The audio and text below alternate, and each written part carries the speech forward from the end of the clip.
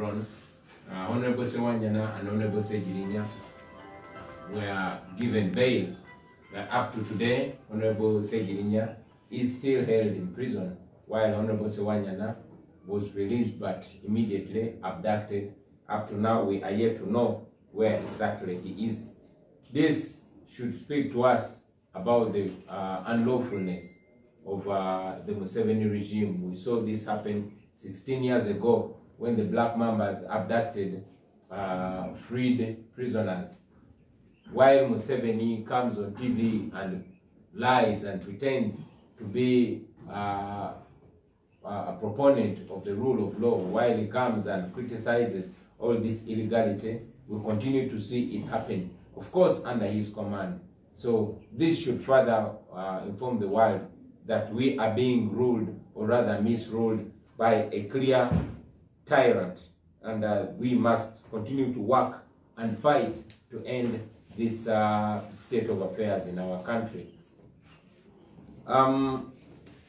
Again, I will make a comment on what General Museveni said when he came out and announced the opening of churches, the opening of markets, and most notably the opening of betting businesses, but disturbingly keeping the schools closed.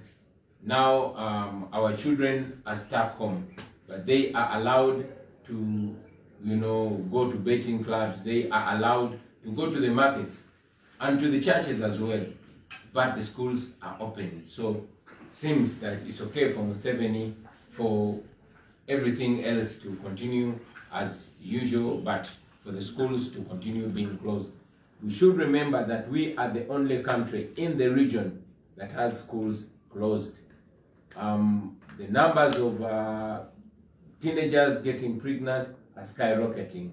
We also, Museveni, come out to assert that it's okay for our young children to be impregnated, to get pregnant for as long as they've not died, thereby seemingly endorsing the immoral people that get our children pregnant, and also his wife also castigating the parents that they are apparently responsible for the pregnancy, for the early pregnancy of their children. It further speaks to the disconnection of those that rule over us from the people that are being ruled. It is sad, but again, it reminds us how much and how urgent the fight to free ourselves is. Otherwise, every day, like I said, every month, every week, and every year that Museveni rules over us, we go back 5 steps behind. And it should speak to us. My message again to the comrades in the diaspora: stay united, stay focused.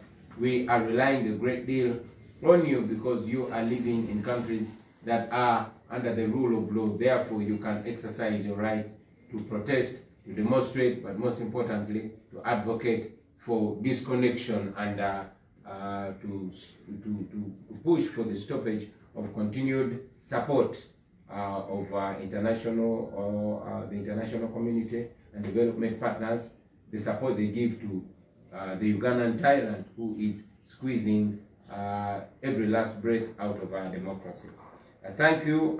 Katika mbiogere ndoza mu Uganda jabe baza baganda bafe banamawulire okubera naffe olwaliro.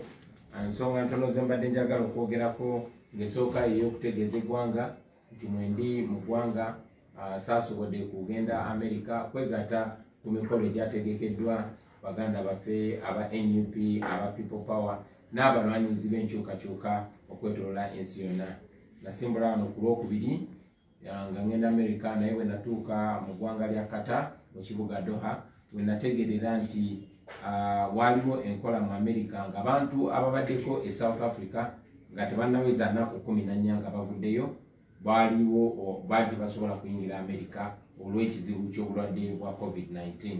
So olw'okutunuulira South African variant gye batya ennyo mu Amerika, nasazeewo okukyusa olugendo lwange neme kweyongerayo Amerika mpozi ng'ennaku ezo 14 ziweddeko. Ekyo nno kyatukoze bubi, naye ate manyi nti nja kusobola okubeera ne bannange okwetaba ku mikolo egyo nga mpita ku mutimbagano nga mpita mu nkola ya Zoom era emikolo gyonna gigenda maaso nga bwe gyateekeddwa abakulembeze bannaffe omuli ba deputy presidents bange babiri secretary general n'abakulembeze abalala honorable Zake honorable Kayemba Solo chairman Nyanzi n'abalala bo batuuse dda mu America so nina obukakafu nti buli kimu kigenda kutambula bulungi ate nange njakola olugendo olwo ngende ate nkwasaganye ebimu ebinetaagisa nze kenyini okubeerawo ng'ennaku ezo 14 ziweddeko njagadde n'okugatta eddoboozi lyange ku kuvumirira obumenyi bw'amateeka obugenze mu maaso okukolebwa Mwai Museveni ne gavumenti ye olunaku lw'eggulo ffenna twalabye mu kwewuunya okw'ekitalo nga Honorable Sewanyana awambibwa emmotoka ey'ekika kya drone. Honorable Sewanyana ne Honorable Segirinya baatebwa ku kakalu ka kooti gye buvuddeko naye era paka kati Honorable Segirinya akyali mu kkomera newankubadde kooti yamuta ate Honorable Sewanyana yo bamutadde ne bamuwambirawo. Kino nno kikyakabeerawo twakirabako emyaka 16 egiyise nga bawamba abantu kooti bye yali etadde. Mwai Museveni mwamulaba ng'avaayo ng'agezaako okwefuula avumirira ebikolobero bino ebikolebwa abantu nga tebikolebwa ku biragiro bye naye n'olunaku lwajjo kyayogedde ate okweyoleka nti byayogera si byabategeeza era byabategeeza si byayogera. Kale nno kitulaga nti tuli ku lwaffe era tulina okugenda maaso okulwana ennyo okwetaasa ku Mwai Museveni. Mwamuwulidde bwe yavuddeyo n'agamba n'ogamba nti bail si ddembe lya muntu eriteekebwa mu constitution kiraga nti constitution agisoma agiwunzise.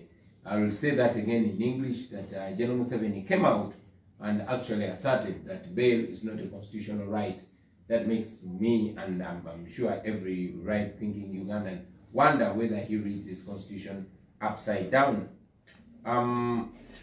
Mwai Museveni mu kwogera kwe mwamulabye ng'agulawo amakanisa amasinzizo ng'agulawo zi businesses n'okusingira ddala kyewunyisiza Bannayuganda ng'agulawo ebifo ebyazaala oba ng'agulawo betting places naye ate era ne kikuba abantu wala ng'amasomero gasigadde maggale. Abaana baffe be bamu abazadde be bakola nabo mu butale abaana be bamu kati abagenzi bafuuka bakirerese bagenda okuzanya zaala naye ekyewunyisa okuzanya zaala okugula ebifo bya zaala naye ng'amasomero maggale. Alinga agamba nti bw'oba oyiga kolona kwata mangu okusinga ng'ogenze mu masinzizo oba ng'ogenze mu butale. Ekyo nno kyongera otulaga nti Museveni ayagala Uganda etategeera ayagala Uganda etalinza okufu ensonga lwaki bafuba amasomero g'abaana baffe ogakuuma nga maggale abaana baffe baleme kubeera amasomero g'abagagga ffenna tukimanyi nti magulu era basoma nti ekyo kyongera obalaga nti omwavu alina okwerwanako yekka ng'omuntu omuntu wa wansi alina okwerwanako yekka ng'omuntu wa wansi. Nja kumaliriza nga mpa obubaka baganda baffe abali emitala w'amayanja mu diaspora yonna gye muli.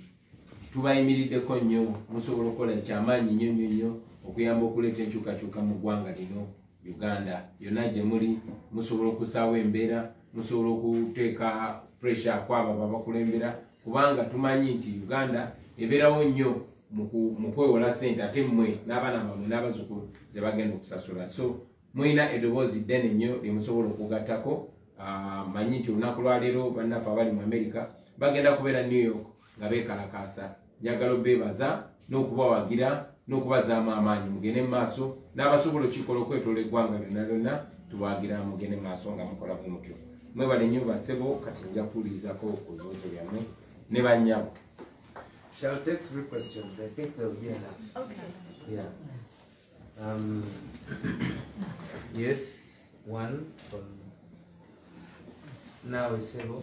Lozatemba Media House here. No. Okay, 1, 2. Okay. My name is Shamim Namakoza. I want to inquire from you I want to get clarity on what you make of the president saying the bail is not a constitutional right. What do you think is his intention?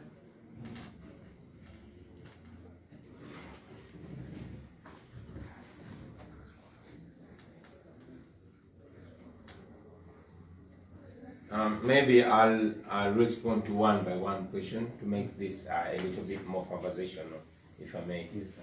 Yeah, General Museveni came out and said bail is not a constitutional right, even when he knows that according to the Constitution of Uganda of 1995, as amended, provides that bail is a constitutional right. So General Museveni is not somebody that should be listened to. He told us before he attained the age of 75 that at the age of 75, somebody's mental faculties are questionable. He is way beyond that. But also, even before he was 75, General Museveni has never respected the law. He did not come to power through the law. He has not maintained power through the law. So he is the wrongest person to expect legality from. He is illegal, he is illegitimate, so he finds it all right to make any illegal or any legitimate statement. Of course he's wrong, but that is Museveni for you. Does that serve purpose for him? Is it intended to frustrate the public? Of course, Museveni's words are intended to undermine the law, the rule of law. They are intended to diffuse those that pursue the rule of law. He is, in a subtle way, saying the law does not matter. He's saying the law is nothing but the paper on which it's written. That is what Museveni is trying to say. But we are telling him that the law is stronger than him. We continue to tell him that Uganda has seen more ferocious and more law-undermining dictators than him. But they've all gone, like he will eventually go. Yes, my brother. Yes, Honorable Suhail Mugabe from CTV. My first question is about securing the release of Honorable Segini, a member of your party. We understand that he traveled to the US, Honorable Zake traveled to the USA, who's one of his sureties. And that's why his release wasn't secured yesterday. But then besides also securing release, how about securing freedoms? Because we know that although they were granted bail and they were released, still Honorable Sewanyana was arrested. So we just want to hear from you about securing the release of your colleague in the party and also securing their freedoms in regards to the current state of affairs. Thank you very much. Yeah, and I'm glad you drew a line between securing release and securing freedom. The Honorable Zake traveled to the United States, but he left all the necessary documentation signed. As we all remember that these, our comrades, were given bail not just yesterday, but a few days ago. But even when they were given bail, they remained under custody. The brutal and illegal arrest, rearrest, or rather abduction of the Honorable Alan Sewanyana further speaks that even when Segirinya, even if Segirinya was released, he would also be abducted, because the Honorable Sewanyana was released and abducted immediately. That shows that even Segirinya would have faced the same fate. So there's one thing releasing and one thing being free. We all are under, we are all in prison until we get rid of somebody that has no respect for our rights and the rule of law whatsoever. Yes, please. We have another question. Yes, Mr. Wiji. Abavuzi ba NUP babadde bagamba nti bukyanga bakwata Honorable Segirinya ne Honorable Alan Sewanyana nga pulezidenti waabwe gwe abava mu kibiina ekyo badde tebawuliranga ku ddoboozi lye ku nsonga yaabwe ey'okubakwata emisango egyabateekebwako. Wetwebuuliza akaseera kano lwaki akaseera kano boogeddeko nga babawaabye nga n'ebbeeyi egaanye. Webale nnyo mukulu Sematimba Bwejire. Abawagizi baffe oba bannayuganda bonna abagamba nti baali tebanawulira ddoboozi lyange bukyanga bakwata abannaffe abo, nkakasa abo obaoli awo emikutu gye babeerako si gyegyo gitera okukozesa. Okusookera ddala nasitula eddoboozi yange nga bakukwata bannaffe abo napita ku mikutu egy'enjawulo naye okusingira ddala ku mutimbagano kuba gwe mukutu gwe tusinga okozesa. Naye era njagala bannayuganda bamanye nti ffe tetuoperatinga nga Museveni, buli ekibaawo kituukira wa Museveni. Tuli institution oba kitongole, era buli omu alina obuvunaanyizibwa. Nkakasa omwogezi waffe muwulidde eddoboozi lye ne bannaffe abalala bangi nnyo. Tukkiriza nti si buli kimu kirina kutandikira wa pulezidenti, wabula buli ofiisi erina okukola. Naye era nsitula eddoboozi lyange ng'ate obumenyi bw'amateeka bususse ng'era bwe kifaanana ku lunaku lwaleero.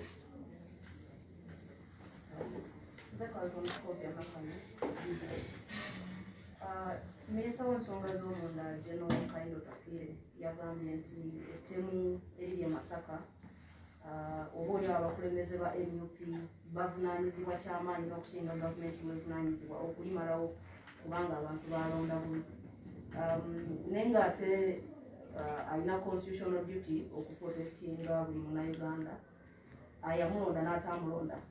Olowooza ebigambo ebyo bitegeeza ki eri eggwanga? Weebale nnyo. Okusooka njagala eggwanga lijjukire emyaka egiyise mwami Kayindo Tafiire yennyini oyo nga baziika Adoniya Tiberondwa e Bushenyi yavaayo n'akyasanguza nti bo nga bakyali mu buyeekera bakuyambalanga uniform eza gavumenti y'Obote ne bagenda ne batta abantu ne batemula abantu nga baagala bakyayise era bavumanganye gavumenti y'Obote. Oyo mwami Kayindo Tafiire era Museveni yavaayo gye buvuddeko n'agamba nti embeera bwebe mutabuseeko bagenda komyawo obukodi bwa NRA. Kati obumu ku bukodi bwa NRA bwe tumanyi bweba okutta abantu, bweba okutemula abantu bavumaganye abo be bavuganya nabo. So kikyewuunyisa omuntu yenna okulowooza nti era be bali mabega w'ettemu eryo.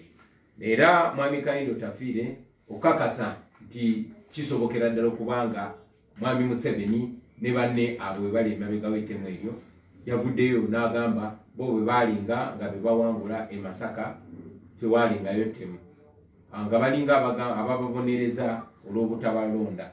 Kinajjukirwa nti wabaddengawo ettemu buli kulonda bwe kubaddengawo kubanga ffe tukyali baana bato, nga buli kulonda bwe kubaawo ekitundu ne kironda nga tekironze Museveni oba NRM nga bafuna obuzibu nga wabaayo ettemu. Twakiraba mu mambuka ga Uganda, twakirabye e Kasese, katukirabye ne Masaka. Kibanga ekitegeeza nti gavumenti ya Museveni eri mu kubonereza abantu b'e Masaka. Mwami Kayindo Tafiire ebigambo bye bibanga ebigamba nti bali mu kubonereza abantu ba mu Buganda nga babatta olw'obutabalonda. Ekyo nno njagala buli omu agulewo amaaso era afumiitirize era alabe kuba amazima geeyoleka oba oli ne bw'abatanagasanguza. Ebigambo bya Kayindo Tafiire biragira ddala nti balina akakwate ku ttemu eri abantu baffe wano mu Buganda n'okusingira ddala e Masaka. Abantu b'e Masaka bakole bati? Abantu b'e Masaka beebereremu.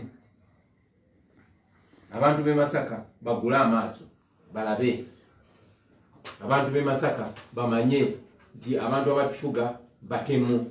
Abantu abatufuga tebafaayo ku bulungi bwansi oba kwakwerinda by'abantu naye okulaba nti bafuga abantu mu ngeri bo ebasanyusa.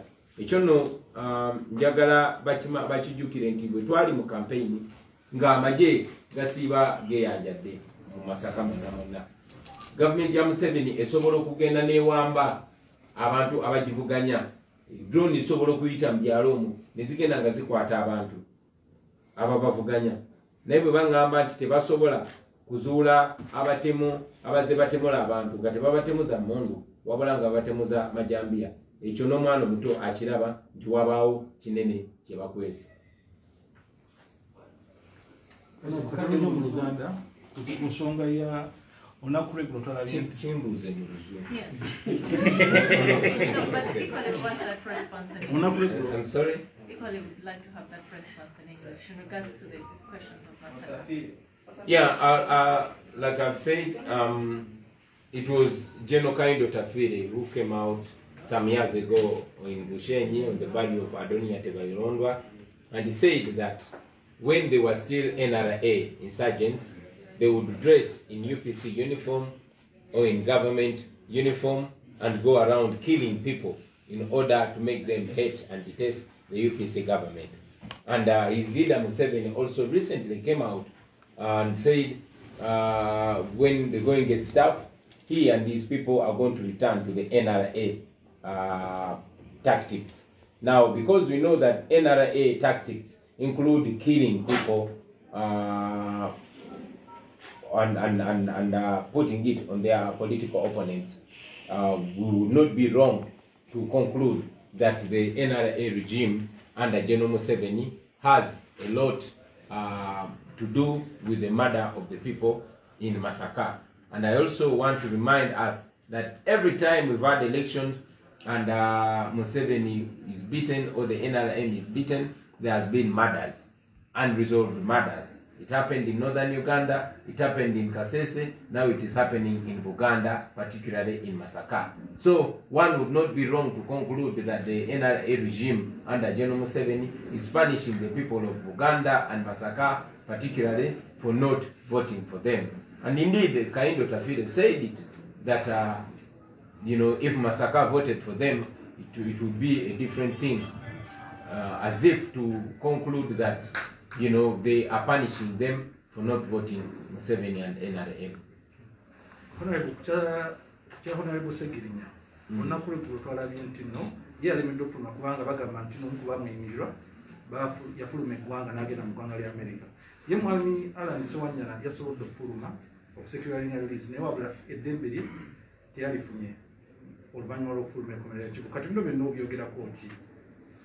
Ekyokugamba nti Honorable Segirinya eyamuyimiridde teyabaddewo ensonga lwaki tebamutadde ekyo nno nkirabanga ekyekwaso, kubanga Honorable Segirinya bamuwadde bail, tebagimuwadde lunaku lwaggulo Honorable Zaake lwe yagenze mu America, baali bagimuwadde era Honorable Zaake nasayininga empapula zonna ezaali zeetaagibwa okusayiningibwa okuba nti ennaku ziyise naye nga bakyamukumidde mu kkomera. Ekyo tekirina ngeri bwekyekuusa ku Honorable Zaake obutabeerawo. Naye ate okukwatibwa oba okuwambibwa kwa Honorable Sewanyana nga akateebwa okuva mu kkomera, ekikyongera otulaga nti ne Honorable Segirinya ne bwe bandimutadde era naye bandimukutte. So okumuta okuva mu kkomera ekyo kintu kimu, naye ate okufuna eddembe lye nakyo kirala. Thank you very much.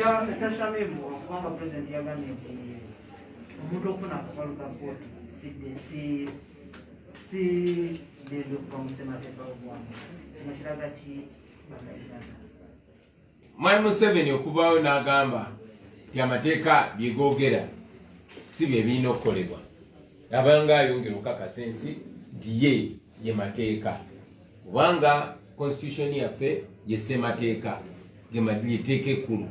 Naye Mwami Museveni bw'avaayo n'azaala wa constitution abanga agamba nti kati ye yafuuse amateeka.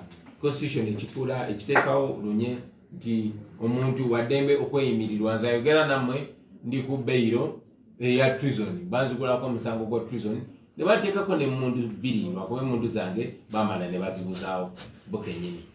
Naye ndi wano ndi mukwogera nammwe kakati. Mwami Museveni bw'avaayo n'agamba nti ate amateeka kyegoogera ate tekirina kukola, abanga yefudde nti ye emateeka. Naye era yoyo Museveni kikyongera otulaga tufugibwa nakyemalira, era paka nga tumuggyeko okweyo entebe yaffe gyekyangiramu tugenda kubaako nkukyukakyuka yonna. Honorable, olowooza ekigendererwa kya President ki mu kugamba nti nobody has a right to bail in regards to cases of murder or terrorism mu Uganda? Ekigendererwa kya Museveni okugamba nti okweyimirirwa si kyateeka newankubadde amateeka bwe googera. Nze ndowooza agezaako tugamba mu ngeri emu oba endala nti muli bawambe. Agezaako bagamba nti amateeka mawambe ne constitution mpambe, lwakuba nga bannayuganda tukyagaanye okugula amaaso. Ne bw'oba obiraba nga bwe mbiraba, agezaako tugamba temulina kyemuŋŋamba, kanaffe tulina omulaga nti talina kyatugamba ife bannansi. Thank you very much. Thank you very much. Even if I cut. No what them.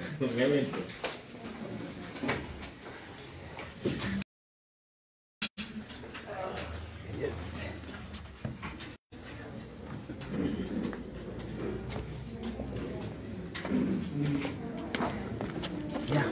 gyekumirako peji yaffe eno era bagamba tujja baweereza nga so aya abadde bambuuza banange kyekyatuuseewo ndowooza mubiwulidde pulezidenti byonna abyogedde munnange adde bankulisaayo nvuddeyo ku TV munange bw'ofuna akakisa olina kubasabula bw'ofuna akakisa abasajja bano tulina balabisa tulina basabula balowooza nti bwe batusiba batunafuya nedda muganda wange twongera amaanyi naye nga namwe mwebale kutubeereramu ebyaddala mutubeereddemu baganda bange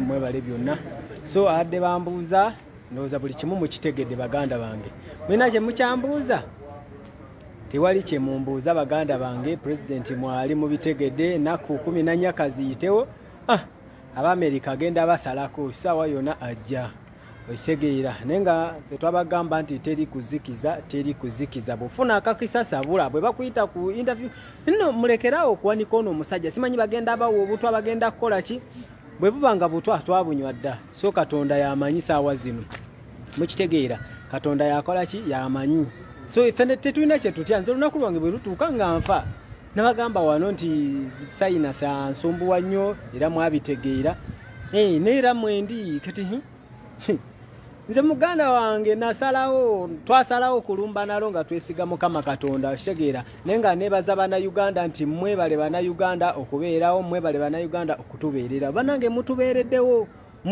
musajja ono agezaako okutwavuwaza nti ne bw'olwala tosobola kufuna ddagala ligenda kutwala mu ddwaliro neera abannayuganda bambi babaddewo era bakyaliwo bagezaako naye ate obuzibu basumbuwa ono aba akyakunyumiza nti kati kozesa eddagala lino nonakugamba nti kati eryo tolikozesa bannayuganda temuli bangu kati nze nakafuna eddagala emirundi oba ng'emmeka naye nga bawakatandika lino nonakugamba nedda kakati tokozesa gundi ntangawuuza eyo ne gundi bijja kukola ki bina side effect kwegamba bannayuganda banange sitegeera nakutegeera naye nga ku ddagala lyegundi lino lyenafunye lyekinansi lyenafunye ndaba kati waliwo enjawulo ntonotono naye kati empewo bwejja awo wewali obuzibu saawa zino empewo nempitamu bwentya musobola okunoonya Bobi Yanga bwe mubadde mulaba wano n'ababula naye nga bambi tugende mu maaso n'okusabira pulezidenti waffe kakati enamba y'essimu nga bulijjo ya WhatsApp biki weeri awo 742661588 ne kadata tekagaana Mbabazi Christopher bafujeyo kadata mwana bya Uganda nga bobimanyi nti byakwebereramu naye nga bambi abantu b'omu diaspora mutubeereddewo bambi tubagala nnyo naffe tubakakasa nti tetugenda kuzikiza byonna babikoze naye kati bakyatugamba ki tebalina kye batugamba muganda wange naye nga tugende mu maaso n'okulwanirira eddembe lyaffe banange mwalabye ekyatuuse kwalanise Wanyana ng'ava mu prison n'obuuza kweri kale oli n'ava eri n'avevenga n'akugaha muganda wange ffe tetumanyi drone zino zivaawa wangi ne banange mutujooza ebisajjamwe wamaze ndowooza kanteme pulezidenti nga bwagambye kati ndowooza newentema naye nga mbagala nnyo mwebale kumbeereramu bambi musanga mu inbox oli ne bwabanga tayinaamu akugamba Bobi Yanga bulwadde nabulabye yadde mwana siinaamu naye kati omumanyi gezaako ku kigajji gezaako ku kino naye ng'olaba bambi afaayo kitegeera nze mbagala nnyo bambi mwebale emitima egyo mwebale babuzeeko waliwo omwami mbayagala babuuzaako wano abakyali bange bonna batumidde Bobi Yanga kyakabinya okuba mukwasaganya ensonga ezo mulongo wa Bobi nange wendi okubabuuzaako bakyali bange mwenna abali mu diaspora abaana ba Uganda mwenna abali mabega w'enkyukakyuka muli bakabi nnyo tubaagala nnyo tujja kuba mumpala ne pulezidenti waffe nga tumukuuma mu mbeera yonna naye mwekuume covid waali mwambale masiki bwe kityo mwebale nnyo mwebali eddala Musajja mumuwulidde abaana abamu kubasalawo naye akugamba bereti ne bwe muziwera ne bwe mukola ki yalina ojjambala okitegeera so abaana baagala nkyukakyuka baganda bange abaana baagala nkyukakyuka ennyonta tulina nnyingi Nenga baganda bange tugende mu maaso n'okubanja baganda baffe abali mu makomera ag'enjawulo. Temuzikiza baganda bange babalese diversion to divertinga zera nagobya abamawulira bampita okumbuza ebintu bitayina makulu. Oli nakuyita naga kati yogera ku nsonga ya gundi.